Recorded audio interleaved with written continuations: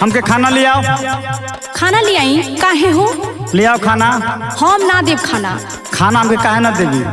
हम ना देव खाना कह देनी तब कह देनी। बताओ केकरा घरे जाए खाना खाए? तू कहीं जा घूमे उन्हें जा, लेकिन हम तो आज खाना ना दे। का कारण बा कि तू खाना हमके नहीं देवल चाहत? बताओ। बताओ तानी सुनो। बताओ। अरे झुमको ना दिहला पिया हो, झुलनी ना दिहला।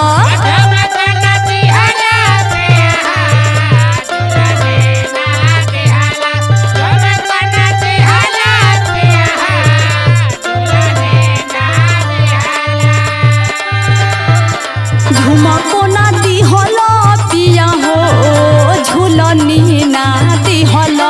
आजुले ना दिहला पिया हो, आजुले ना दिहला राजा हो, गरबा के हरवा। सुन लो इहे का।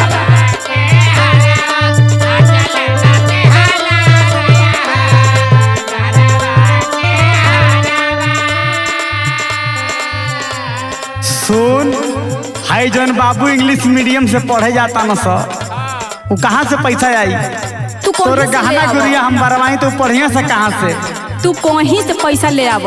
देख जिद मत कर, हमारा मूड सना के जाई। सुन, बढ़ल महंगाई धन हो कैसे पुराई? तू कहीं से ले आव, हम कुछ न जानीला।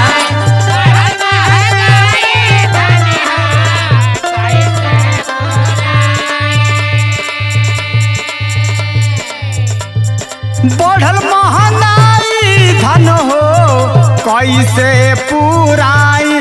तोह के सजाई की धन हो, तोह के सजाई की धन हो, लइकन पढ़ाई। अरे कुल करो संगे संगे। जिद मत कर।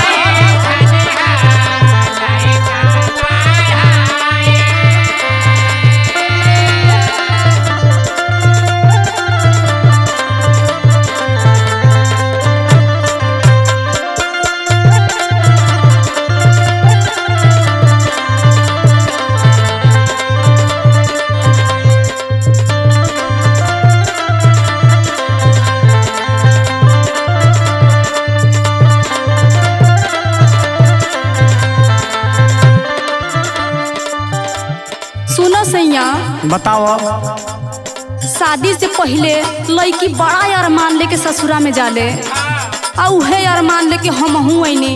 हाँ, तू अइली अइबे कइली। हमार ये कहू अरमान तू ना पूरैलो, आ न एको कुछ कहला पे लेके अइलो। देख है चिंटुआ मिंटिया में हम परेशान बानी। हर महीने में 20,000 उनका फीस लागता, आ तोर गहने गुड़िया भागल बरी। सुनो, बताओ। मनवा के ललसा पिया हो, मनही में मरल।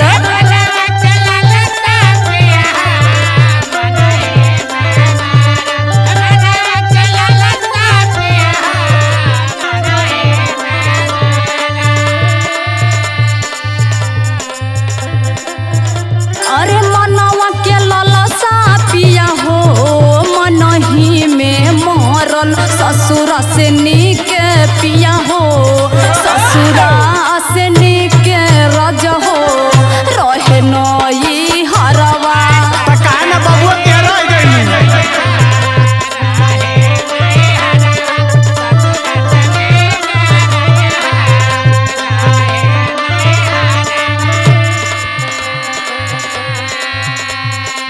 सुनो, तोहार रोज बाली उठदाली घटल रहेला।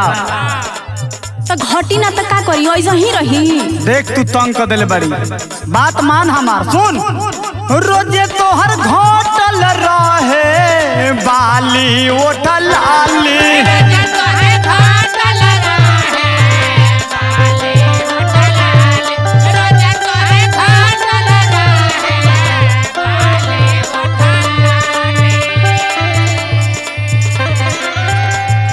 रोजे तोहर घटल रहे बाली उठलाली।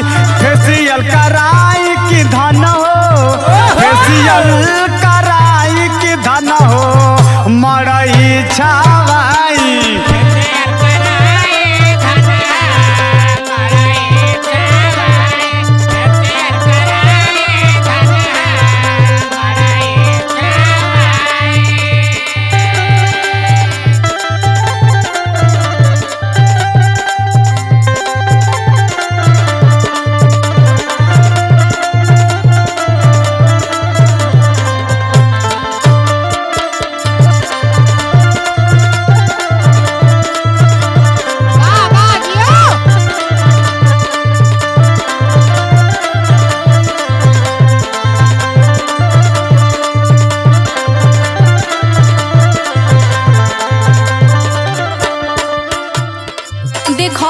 बताओ। हमारे संग सखी के शादी भइल बा। हाँ अब पोरे पोर गहना पहिनले बाड़ी।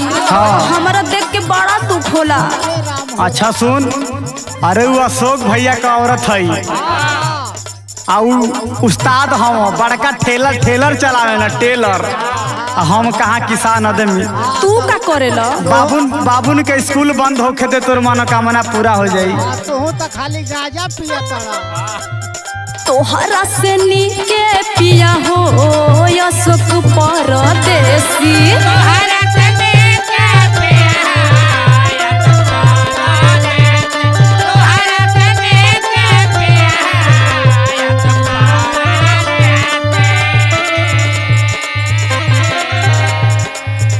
अरे तोहरा से नीके पिया हो अशोक परदेसी। कमलेश खाना पूरी पिया हो, कमलेश खाना पूरी राजा हो, गोविंद यारवा।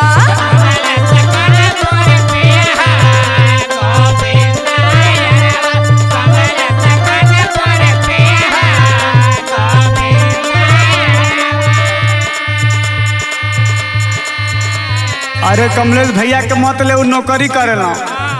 सुन सुनाबो। अशोक परदेसी कमलेश कर ले नौकरिया।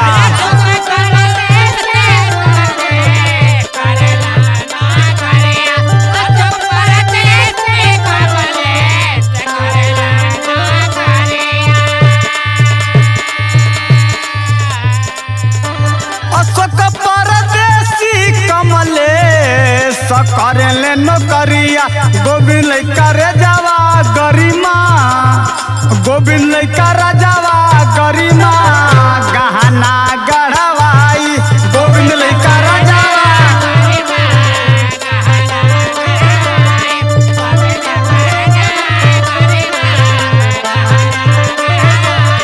आजुले नदी हला पिया हो गरबा के हरवा। तोह के सजाई की धन हो लइका न पढ़ाई।